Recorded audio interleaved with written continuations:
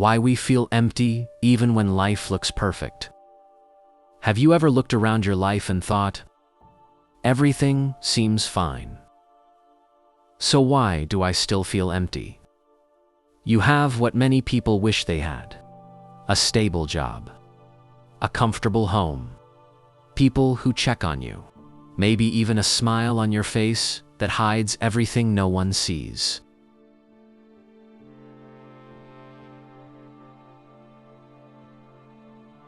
And yet, deep inside you, feel nothing. A quiet ache.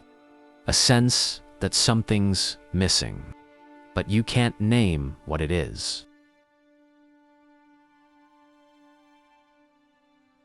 You wake up, do the same things, talk to the same people, scroll through the same screens, and still, that emptiness stays.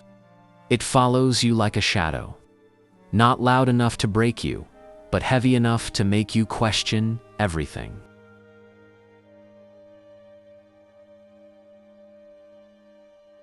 We've all been told what life should look like. Study. Work hard. Get the job. Find love. Build comfort. Smile for pictures. And when you have all that, you're supposed to feel complete. But what if that definition of complete was never real to begin with? What if we've been chasing a version of life that fills our schedule, but empties our soul?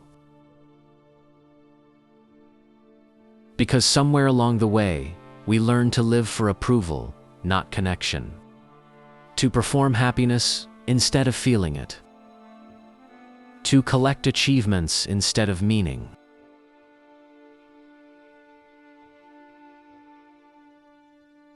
And maybe that's why, even when life looks perfect, we still feel so painfully alone inside our own hearts. Think about it. We live in a time where we're more connected than ever. We can talk to anyone, anytime. Yet loneliness is becoming an epidemic.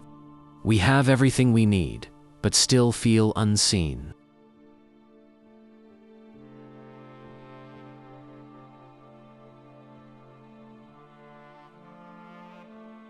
It's not because we're broken. It's because we've been distracted. We've been taught to measure life in numbers, followers, income, likes, degrees, but not in depth, not in stillness, not in peace.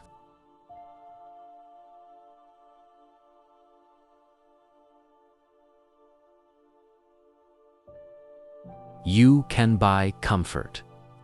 You can't buy meaning. You can build a house, but not a home.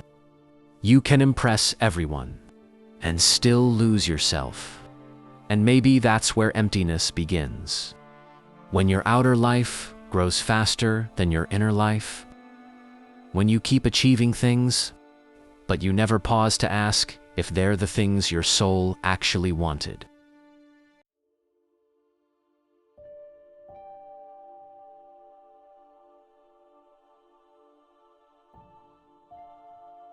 You see, the heart doesn't care about how things look.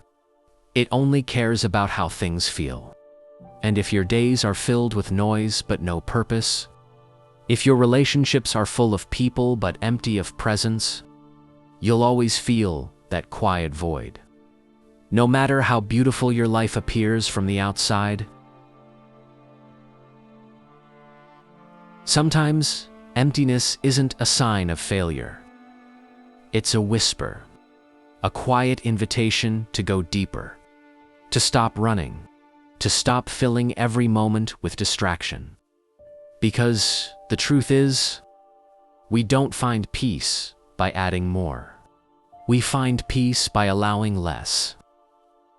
Less noise. Less pretending.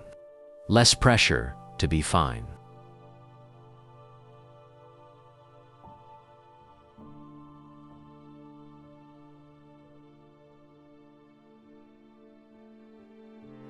The most peaceful people in the world aren't the ones who have everything. They're the ones who have learned to sit with themselves, without needing to escape. But that's hard, isn't it? To sit in silence when you're used to noise, to feel your feelings when you've spent years avoiding them, to be honest about the fact that sometimes life looks full but feels empty. We try to fill that emptiness with things that never last. We chase validation, attention, recognition. We scroll, we buy, we post, we pretend, and for a few minutes, it works. We feel seen. We feel alive, until the silence returns.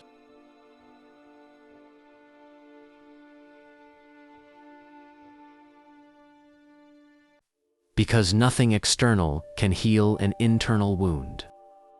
You can decorate your cage, but you'll still be trapped inside it.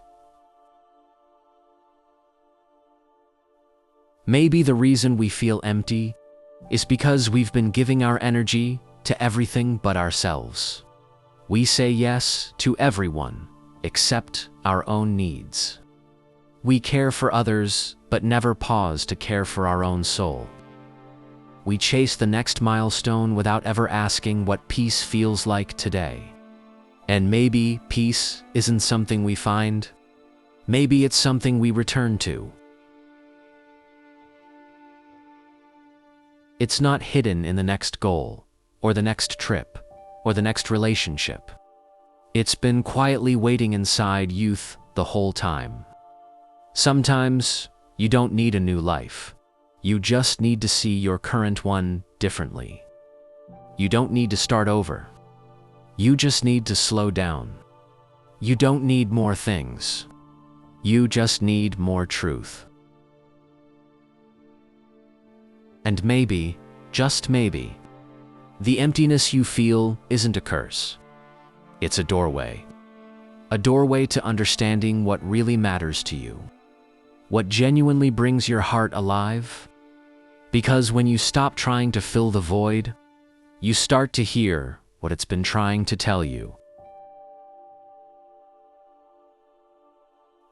Maybe it's asking you to forgive, to let go, to create, to rest, to return to the simple things that once made you feel alive.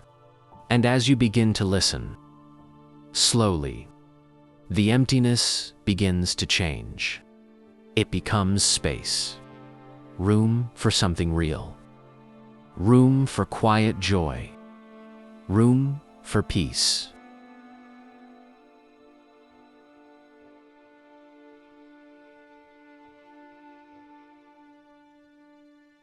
So if you're listening to this right now and you feel empty, I want you to know nothing is wrong with you. You're just hearing the soul's quiet call for realignment. You're awakening. Because when you've had enough of pretending, when you've seen that perfection doesn't equal peace, when you're ready to stop performing and start feeling, that's when life begins again. Not the life that looks good, but the life that feels real. One that's imperfect, honest, sometimes lonely, but deeply, deeply alive. And maybe that's what you've been searching for all along. Not a perfect life, but a true one. Because emptiness doesn't mean something is missing. It means something deeper is waiting to be found. So breathe. Be still. Listen. Your heart already knows the way back home.